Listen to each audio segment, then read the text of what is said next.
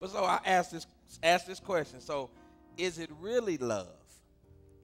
Is it really love that you're experiencing? So, in order to answer that, I had to ask another question. What is love? Okay, good question. I'm glad you asked. I hear somebody say that.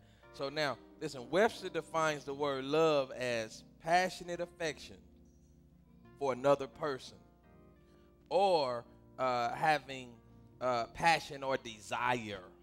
That's what Webster say love is. Now, let's look at the Bible. What does the Bible, how it describes love? And if you would go to 1 Corinthians 13, verses 4 through 8. That's 1 Corinthians 13, verses 4 through 8. And we're going to be looking at the English Standard Version, and yours may be read a little different. Amen? Go ahead. All right. God said love is patient and is kind. Right. Love does not envy or boast. Right. It is not arrogant. It's not proud. That's right. Or rude. Right. It does not insist on its own way. It's not selfish. It's not irritable or resentful. It does not rejoice at wrongdoings, but rejoices with the truth. Love bears all things, believes all things. It never gives up. It never loses faith. Hopes all things, endured all things, through every circumstance. Love never ends. It never fails. Amen? Wow.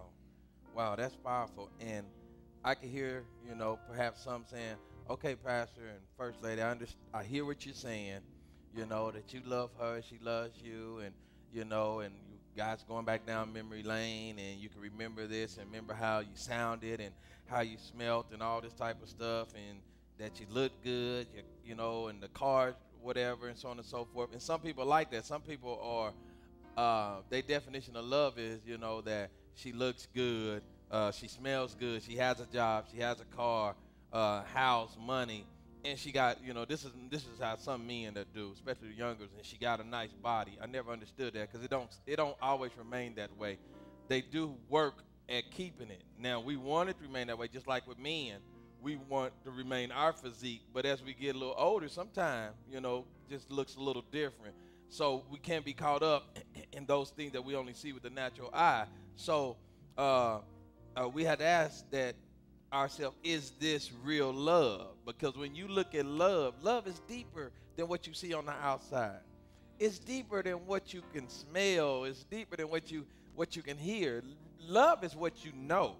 That's what love is, and it's something that's learned from the inside. So, but ask yourself, if the way he or she looks, or if the way he or she loves me coincide with the way God described love, because it may be just your imagination.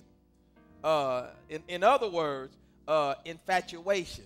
Now, I know it was a song once that said, just your imagination running away with you. Well, it may just be your infatuation running away with you. You think you're in love, but you're not. So these are some things that you have to look at, because the word infatuation is defined as foolish, unreasoning, extravagant passion or attraction. When we look at infatuation, it's self-seeking. So if you're experiencing some self-seekingness going on in the midst of your little, thing that you trying to make it out to be love, and it's probably not. Prideful, rude, unjust, all these things describe infatuation. Reckless, intense, And I tell, just on last week I was telling one of our clients, I said, it's not love if you guys have to be in an all-star wrestling match every single night, domestic violence. That's not love. Nobody can convince me, because my thing is, if the love don't hurt like that. You hear what I'm saying? Amen. So you have to really step back and check yourself, check your relationship, and then know what is love and what's not love. Can I say this? And what's infatuation, and so on and so forth. Can I say this?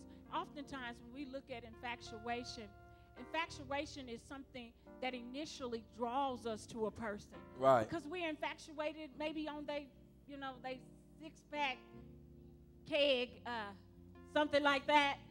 We might be just infatuated with just how they smell. Because, you know, like a person would go past you like, ooh, he sure smell good. And then we get that caught up with love, and that's not love. That's just something that your emotions has run out of control with. Amen? Amen. And so we have to be careful. And I know a lot of times women, and I say this all the time, that we are so drawn to what we hear because we are emotional creatures. And so if you say the right thing, then it's on. It's like, oh, man. Right. He told me that he loved me. He got to love me then. You know what I'm saying? Do you really feel me? You really, you know, if you just say the right thing. And that's how we get caught up. Right.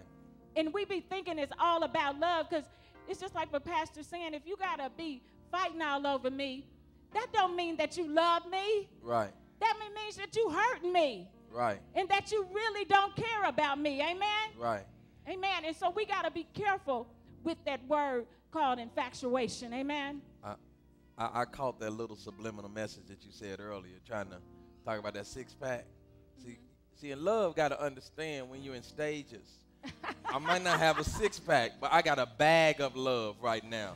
That's what this is. It's a bag of love. On the six-pack. Right, we're working on the six-pack, but it's a bag of love.